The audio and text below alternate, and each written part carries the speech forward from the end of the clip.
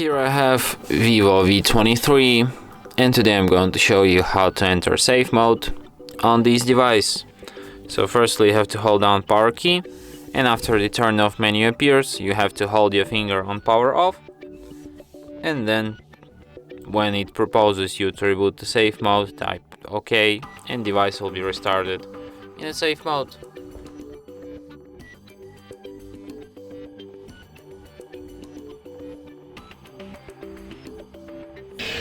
And as you can see, the sign here says safe mode, which is the proof that we are in a safe mode right now. So if you want to quit this mode, just restart your device and it will be restarted in a normal mode.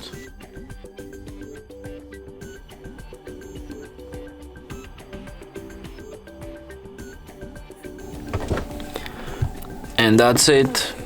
Thanks for watching. If you find this tutorial useful, don't forget to hit that like button and subscribe to our channel.